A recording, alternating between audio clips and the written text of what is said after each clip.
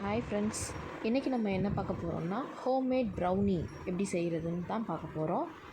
இது வந்து ஹோம்மேடுங்கிறவும் ரொம்ப ஹெல்த்தியானது. இதுக்கு ஃபஸ்ட்டு நம்ம என்ன எடுத்துக்கணும்னா பட்டர். நான் 1/2 kgக்கு 90 கிராம் பட்டரும் ஃபஸ்ட்டு மெஷர் பண்ணி எடுத்துக்கிட்டேன் தனியாக ஒரு பவுலில். அதுக்கப்புறம் 190 கிராம் ஆஃப் சாக்லேட். அதை கரெக்டாக எக்ஸாக்டாக மெஷர் பண்ணோம்னா 1/2 kgக்கு வந்து கரெக்டாக இருக்கும்.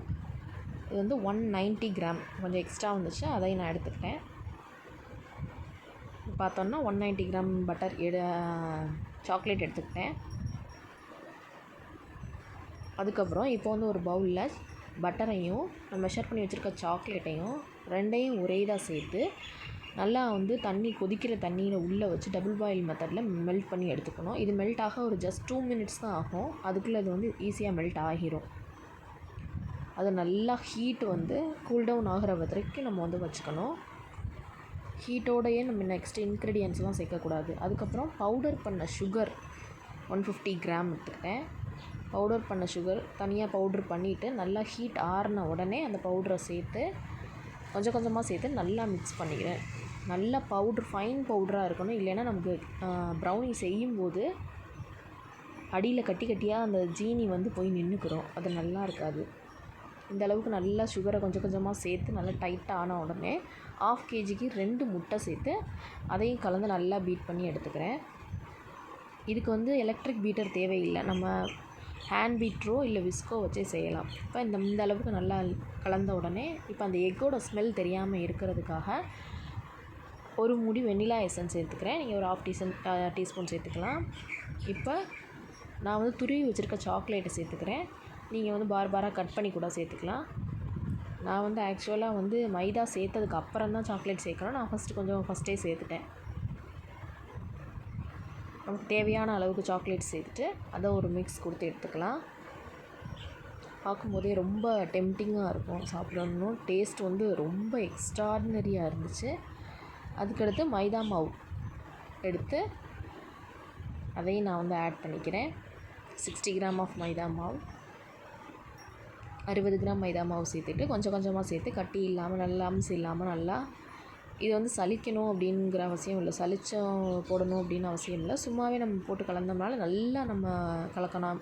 நம்ம கேக் வர்ற அளவுக்கு நல்லா ஃப்ளஃபியாக வரணும், பீட் பண்ணணும், அந்த மாதிரிலாம் எந்த இதுவும் தேவையில்லை. இருக்குது நல்லா அந்த அளவுக்கு பீட் பண்ணிவிட்டு அதுக்கப்புறம் இதை வந்து நான் ஒரு 7 inch டின்னில் சேர்த்து நல்லா டேப் பண்ணிக்கிறேன். உள்ளே எதுவும் ஏர் பபிள்ஸ் இருந்தால் ரிலீஸ் ஆகட்டும்னு. இதுக்கு மேலே என்ன கொஞ்சம் ரிச்சாக இருக்கணும் அப்படின்னு சொல்லிட்டு நான் வந்து 2M சாக்லேட் தான் யூஸ் பண்ணியிருந்தேன். அதையும் நான் பாராக போட்டுக்கிட்டேன். இது வந்து 1/2 kgக்குரியது.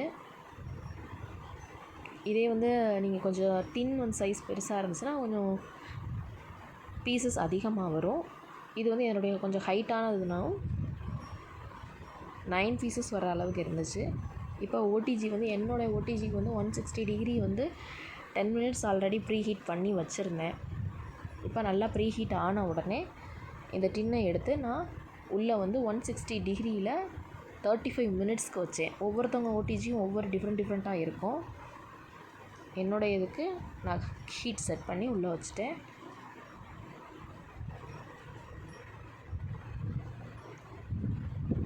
நல்லா பேக் ஆயிடுச்சா அப்படின்னு நம்ம செக் பண்ணிவிட்டு தான் வெளியில் எடுக்கணும். அடிக்கடி நம்ம திறந்து பார்த்துக்கிட்டு இருந்தோம்னா அது கரெக்டான டெக்ஸ்சரில் கிடைக்காது. அந்த ப்ரௌனி நல்லா சாக்லேட் சாப்பிட்ற மாதிரி சூவியாகவும் இருக்கும், ஃபட்ஜியாகவும் இருக்கும், கேக் மாதிரியும் இருக்கும். அது வந்து கம்ப்ளீட்டாக வந்து கூல்டவுன் ஆன உடனே சாப்பிடும்போது நல்லாயிருக்கும். இப்போ வந்து வெளியில் எடுத்து பார்த்தேன், கேக் வந்து கரெக்டாக குக் ஆகிருக்கா அந்த ப்ரௌனி அப்படின்னு பார்த்தா உள்ளே டூத் பிக் விட்டு பார்க்கும்போது இல்லை ஒட்டாமல் வந்துச்சு. நம்ம சாக்லேட் மேலே விடாமல் கொஞ்சம் சைடில் தள்ளி விட்டோம்னா அது கேக் குக் ஆகிருக்கா. சாக்லேட் அந்த இதில் ஒட்டிகிட்டே வரும் டூத் பிக்கில். இப்போ நல்லா வந்துருச்சு. இது நல்லா ஆறின உடனே எடுக்கணும். எனக்கு கொஞ்சம் பொறுமை இல்லைங்க. சூடாகவே அப்படியே ஓப்பன் பண்ணிட்டேன். உடனே கொடுத்தே ஆகணும். டெலிவரியும் கொடுக்கணும், எனக்கும் சாப்பிடணும் போல இருக்கவும். நல்லா ஆறின உடனே அந்த பேப்பர்லாம் ஒட்டாமல் வரும்.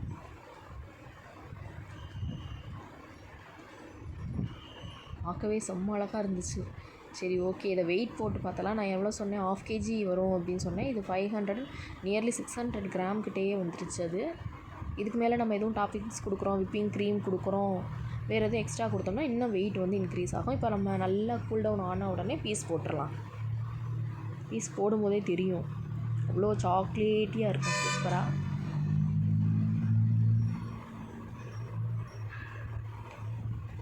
நல்லா ஆறுனதுக்கப்புறம் தான் பீஸ் போடணும். நல்லா ஒட்டாமல் வருது.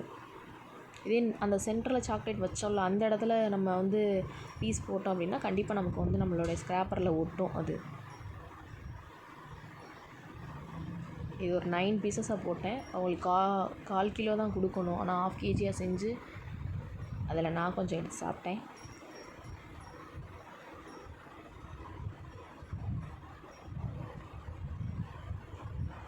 ஓகே, இப்போ பேக் பண்ணி டெலிவரி கொடுத்துடலாம்.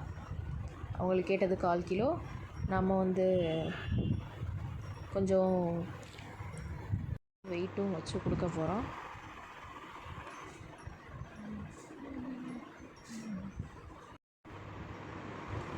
ஓகே, பாருங்கள் எவ்வளோ டெம்ப்டிங்கான, அழகான, டேஸ்டியான, ஃபட்ஜியான, சூயியான, சாக்லேட்டியான ஒரு ப்ரௌனி ரெடி ஆயிடுச்சு. நீங்களும் இதே மெஷர்மெண்ட்டில் வீட்டில் ட்ரை பண்ணி பாருங்கள்.